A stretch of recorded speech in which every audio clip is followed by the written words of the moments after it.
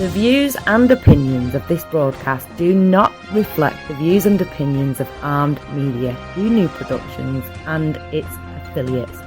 Enjoy the show. Pump up the volume on your parenting with Parent Pump Radio. Tune into something different that makes a difference. At Parent Pump Radio, instead of a ripple, we choose to create a splash.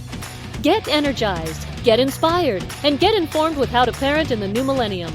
With your host and parent coach super guide, Jacqueline T.D. Huynh. Hi, this is Jacqueline T.D. Huynh, and welcome to Parent Pump Radio. Our show is all about dynamic family leadership, becoming financially free, and leaving a profound legacy for our children. I came out with my second book on Amazon called True Legacy Wealth, Creating Generational Wealth Through Real Estate Investing. So join our legacy family by going to truelegacywealth.com. We have a turnkey real estate investing program. All of our inventory are between $50,000 and $150,000, and it cash flows now. So we will find the property, renovate it, and manage it for you. All you have to do is purchase and prosper. You can email me at info@integrativeminds.com to schedule a strategy session. The information for all of my books and contact information will be in the show notes. Our show is available on iTunes, Google Play, Stitcher, and YouTube. Now on to our show. We have an amazing guest today. I have been speaking to him offline at least twice, and I could probably talk to him so much more. It is a two-part series about helping reduce our children's pain and anxiety. So please tune in next week for our second part where we're going to talk about solution and how to do this. So our guest is a retired board-certified orthopedic surgeon. A significant part of his practice was devoted to performing surgery on patients who had undergone multiple prior spine surgeries. He has been performing complex spinal surgery since 1986. He's currently focusing his efforts on bringing effective medical treatment for chronic mental and physical pain into mainstream medicine. He's creating a business structure, Virtus Inc., that also will present these concepts to the public. His book, which you need to get, called Back in Control, A Surgeon's Roadmap Out of Chronic Pain, evolved from his own experience escaping from chronic pain. His website, backincontrol.com, is the action plan for Direct Your Own Care project. Patients with surgical problems has often experienced resolution of their pain without any operation. So ladies and gentlemen, I'd like to introduce you to Dr. David Hanscom. Hi, Dr. David. Thank you. I'm happy to be here. So glad you're here, and I want to share all of what you have found. Our children are going through a lot of anxiety and pain, and I think it, also us parents too. So why is it so critical to understand that anxiety is the essence of the automatic survival response? I think that the problem medicine has had, including myself, is that we look at anxiety as a psychological issue, but it's really just a symptom. When you feel anxious, your body's full of stress chemicals and you feel alert, wired, and anxious. For instance, if your body's full of oxytocin, the love drug, dopamine, the reward drug, serotonin, and the GABA drugs, what word would you use to describe that state of your body's chemistry? Relax. But if you're full of adrenaline, cortisol, and histamines, what word would you use stress. to describe stress and anxious? You feel anxious. Yep. So it turns out anxious is just a symptom. It's just a feeling. When you feel anxious, your body's full of stress chemicals. Now, the sequence that happens that creates that response is that if you have every living creature, if they're threatened with a physical threat, the body will secrete stress chemicals, your autonomic nervous system will hop into play, and your body goes in high alert to allow you to escape and survive. Once you've escaped the threat or solved the threat, the stress chemicals drop down, anxiety disappears. It's a very deep survival feeling.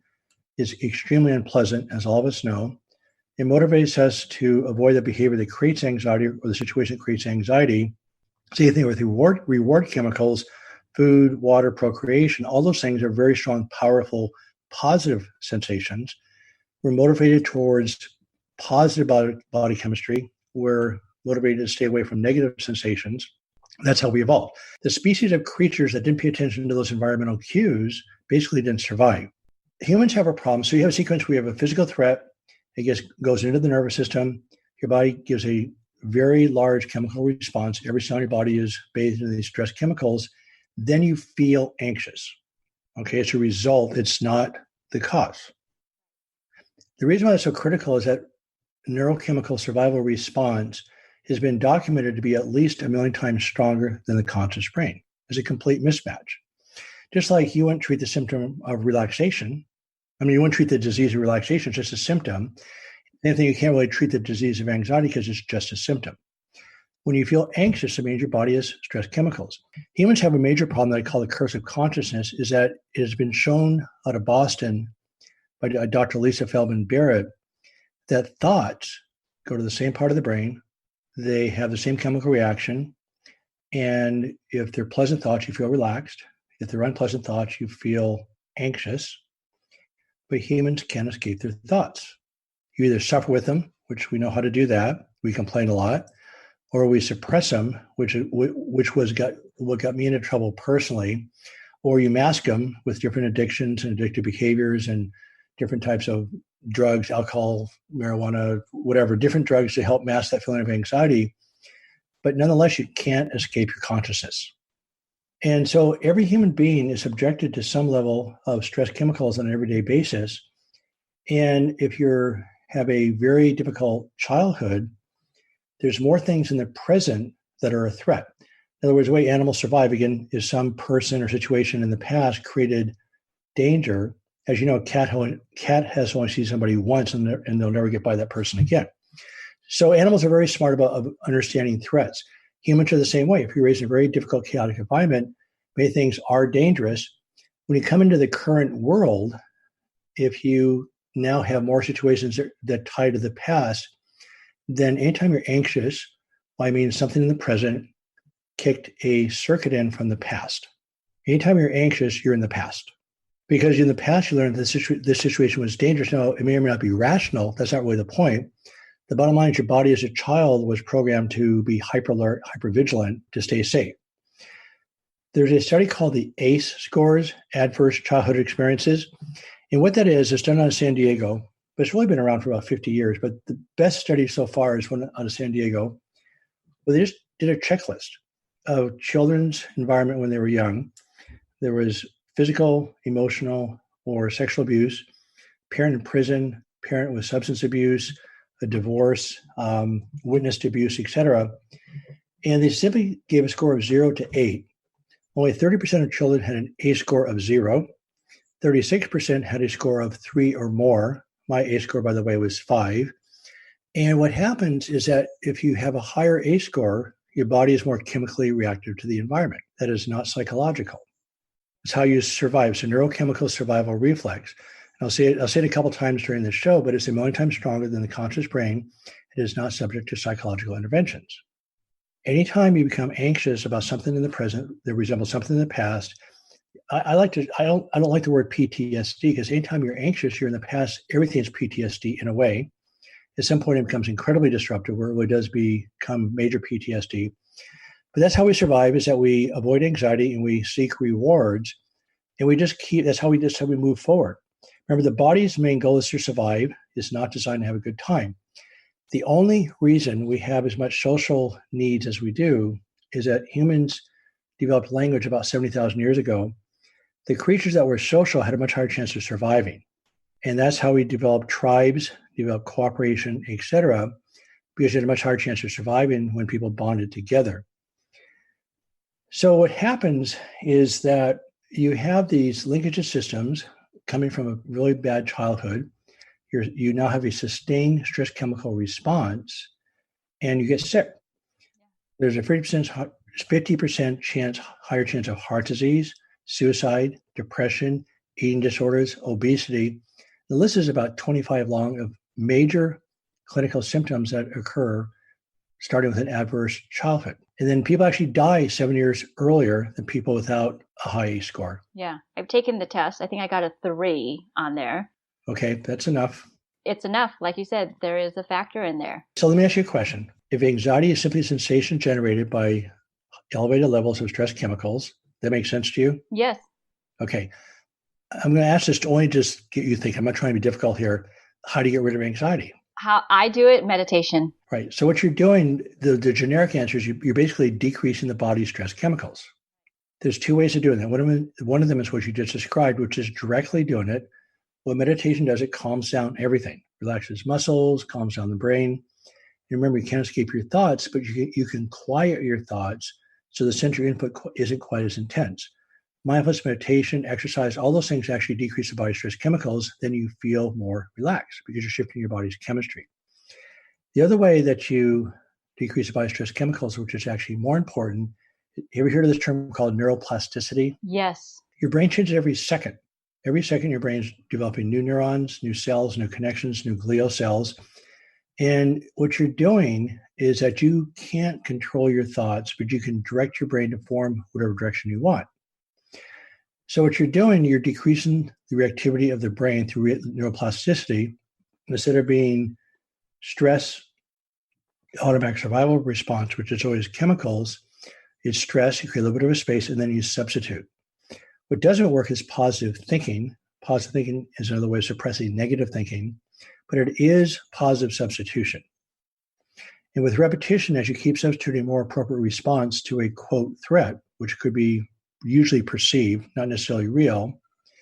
By the way, if a threat is perceived or real in your mind, it doesn't matter. Your mind makes it real. Your mind makes it real, and your whole body responds in kind. And what you're doing, instead of having this stimulus, automatic survival response, you're basically going stimulus, a little bit of a space, then you substitute and have a more appropriate response.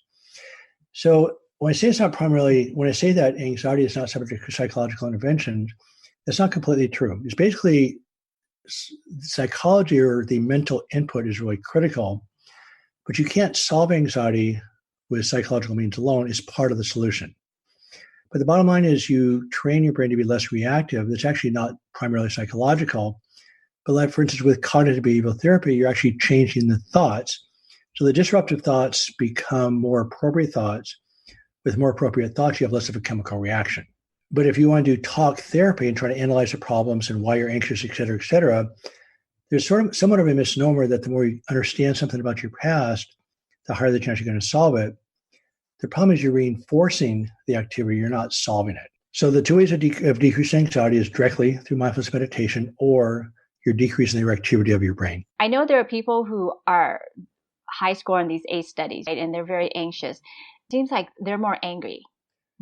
How does anxiety associate with this anger and the ACE study? Well, remember, the main thing with anxiety, it's a very unpleasant feeling. It compels you to take action to solve the problem. The main antidote to anxiety is control. Once you control the situation or control yourself to solve the problem, stress chemicals drop, the sensation of anxiety drops. The problem is when you're trapped by anything, say all of a sudden you have a stress response, your body chemicals are elevated, but you can't solve the problem, then your body kicks in more stress chemicals and you become angry. What happens, anger is, so you've lost control and you can't solve it. Your body secretes more stress chemicals in an effort to regain control. And what happens with thoughts, of course, is the more you try to control your thoughts, the worse they get. So you're trapped. But whether you're trapped by school and a bully, or your parents, or finances, or a job, whatever it is, or chronic pain, or anxiety, whenever you're trapped by anything, your body secretes more stress chemicals in an effort to escape. Again, the problem with human consciousness is that everybody's exposed to this, and we try to treat this primarily psychologically. Again, it does have a role. It's not going to be solved. If you look at a society today, medicine has simply missed this. You look at a society, we're very anxious. Anxiety amongst teens has gone up something like 800% over the last 10 years. By the way, bipolar, depression, all those other mental health diagnoses are driven by anxiety, because you do all these behaviors to try to escape that feeling. Medicine's missed it. We're trying to still treat this massive neurochemical reflex psychologically, and it just can't be done. So then you look at society right now, you have all this anger, reactive behavior, and what's driving it is this unsolved anxiety. And then the pain in the physical body manifests into. So then what happens is there's another stage in the sequence. So visualize yourself, okay, I feel anxious. And all that is a feedback that says, okay, my body's now full of stress chemicals. Now, at that point, you got to figure out, okay, what input is now creating this anxiety? Well, it's usually thoughts, could be a physical threat, could be a boss yelling at you, whatever. But he isn't physically threatening you, but obviously mentally is. You get this chemical reaction and have sustained anxiety. So what happens with this teenage group is that you have unmet expectations. In other words, you have these high things of be all that you can be, or you're seeing other people on Facebook or whatever having all these incredible experiences that you're missing out on. And it's that, the FOMO syndrome, fear of missing out, is that these expectations that are being pushed by parents, pushed by society, that are unmeetable, you're trapped. You can't meet them. And then on top of the anxiety, so you talk to a counselor, try to solve the anxiety. The bottom line is it's not very hard actually to decrease the stress chemicals, which we'll talk about in the second half of the show. So the problem is that when you're fully stressed chemicals, each organ in your body gets affected in a different way. For instance, the adrenaline, cortisol will decrease the blood supply to the frontal lobe of the brain. Then you get tension headaches and migraine headaches. It changes the blood supply to the gut and the bladder, so you get irritable bowel, spastic bladder. It doubles the nerve conduction. You have increased pain, burning sensations all over your body. It changes the histamines. There's all sorts of skin rashes pop up. There's over 30 physical symptoms that are a result of the sustained chemical assault. That's why your mental input translates into changes in the body chemistry, which translates into physical symptoms. Again, what medicine's doing, instead of going after the root cause of the stress chemicals being elevated, they're randomly treating symptoms. It can't work, and it doesn't work. But it's hard to even think about anything when you're so angry anyways. Part of the problem is that probably the only block to solving the problem is anger. And one of the symptoms of this adrenalized nervous system we call them obsessive thought patterns. For instance, eating disorders are one of the problems we get into. But also something like the doctor is missing something, I'm too fat, I'm too skinny, I'm not good enough, et cetera, et cetera. What happens if you think a thought long enough, it starts becoming its own circuit. You've heard the term phantom limb pain? Yes. Where people have their legs or arms amputated. Not only do they feel the limb, but they feel the same pain they had before the amputation. The problem is they can't touch it. It drives them crazy. They can't distract themselves. It's the same thing in the brain with these thought patterns. I call it phantom brain pain. You get these irrational spinning thought patterns, which are exacerbated. Again, anger is just a symptom also. So you have these really high levels of stress chemicals. Your brain starts spinning away. There are these irrational circuits that get programmed in and in. Just like phantom limb pain, I call it phantom brain pain. And you well know that if you have a body image disorder, what's the end point for that? Counseling really doesn't work for body image disorders, right? The other term I use for it is selective psychosis because, again, they're survival patterns, they're irrational, they're obsessive thought patterns, and we all know the power of brainwashing. Well, what happens is you get brainwashed by our own environment, or you get brainwashed by these expectations. I got B's instead of A's. Well, that means I'm not good enough. Well, that thought pattern becomes embedded. Then you have the sustained chemical response. Of course, you feel anxious. Then we look at the opioid epidemic, which I think is driven by anxiety/anger. And when I talk to my patients about their pain in the arm or the leg versus their anxiety, it's the mental pain that's the problem. They can't deal with the anxiety. I say, look, if I give you your leg pain or your arm pain with surgery, which often I can, but you had to live with the same anxiety you're having now, but will get worse over time, what are you going to choose? Literally, their eyes open wide open. They grab in their arm and leg, and they go, well, if I get rid of my arm pain or my leg pain, it's not going to solve my anxiety. And I go, no, it's a different issue. And invariably, 90% of people say, I want to get rid of my anxiety. When I went through my own chronic pain process, of these 30 symptoms for 15 years, I had 17 of them. And it was relentless. And the worst one of them by far and away was the anxiety. The second symptom that was just brutal was social isolation. It turns out that when people are socially isolated, social isolation is actually felt in the same part of the brain as physical pain. You develop the same symptoms as chronic physical pain. And again, it's a huge problem. So people with chronic pain get socially isolated. Kids in school, of course, that are bullied, et cetera, become socially isolated. And again, that translates into stress chemicals and physical symptoms.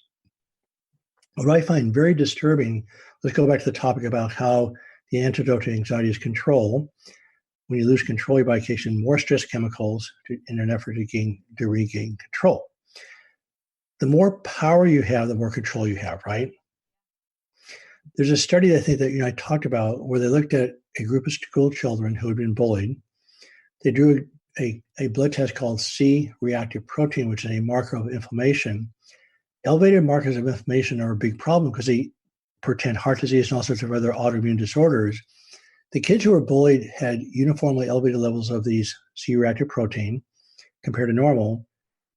The bullies had less. They had lower inflammatory markers. In other words, there is a physiological reward for being a bully because we get, again, more power, more control, less stress chemicals, less inflammation. And then we go to school with our self-esteem being dependent on other people's approval. But if I'm your classmate, it gives you more self-esteem to withhold approval from me.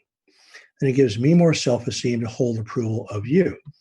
What we call socialization in our school system is really just a power struggle.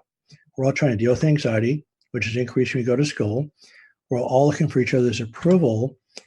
The only way logically you can survive that is sort of fold or develop more power or stay low profile.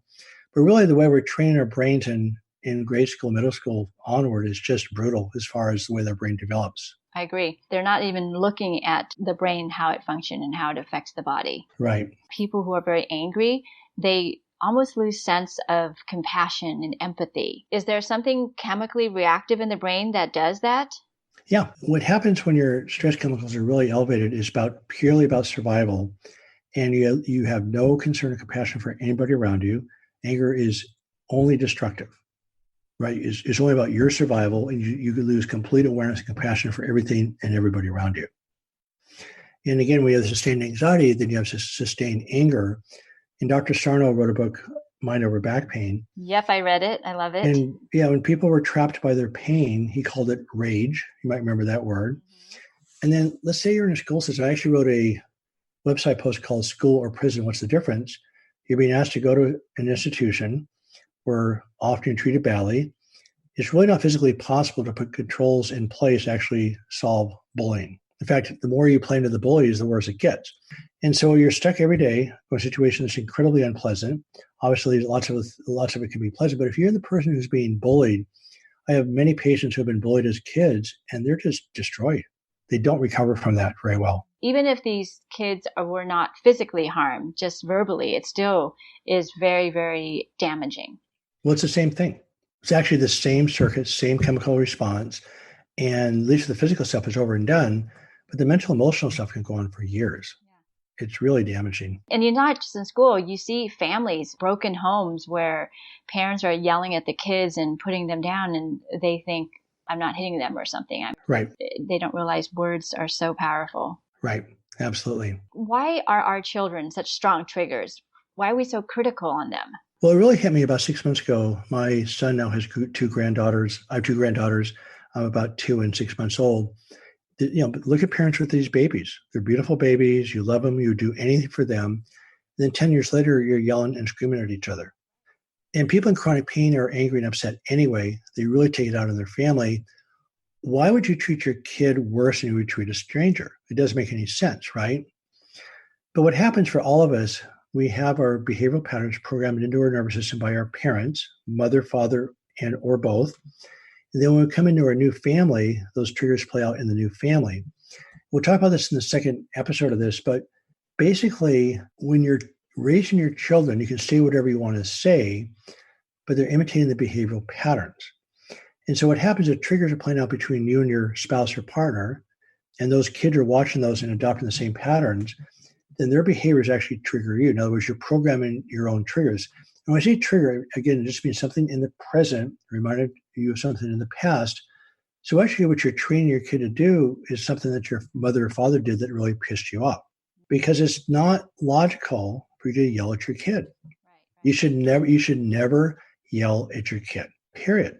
And that's not just in volume. A lot of times people think that, they think yelling is volume. It could be tone. Right. Your body language can be very, very powerful too. Right. Yeah, I think Eckhart Tolle talked about this, pain bodies, where, they're bringing up old wounds that you can heal from. Right. Well, that's a little bit of a debate. From the neuroscience perspective, you can't heal those wounds. They're permanent wounds. And what you're doing, you're creating detours around them. In other words, if you try to heal or fix the wounds, your attention's on the wounds. From a neuroplasticity standpoint, you actually want your brain to develop in a different direction. One metaphor I think we talked about, which is really powerful, remember, you decrease anxiety by decreasing the stress chemicals directly through mindfulness meditation, but you also decrease your activity in the nervous system, is similar to learning a new language. If you want to learn French, you'll take the classes, do the repetitions.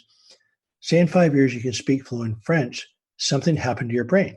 New cells, new connection. Your brain now can speak French. You didn't learn French by trying not to speak English. Just by not speaking English, French doesn't arise, right? And so what you're doing with your brain is the same thing. If the survival language is pain and survival, if you're trying to fix or solve chronic pain, your attention's on the pain, just like your attention would be on English if you're trying not to speak English. What you're doing, you're creating a new nervous system within your brain. It's like the virtual desktop on a computer.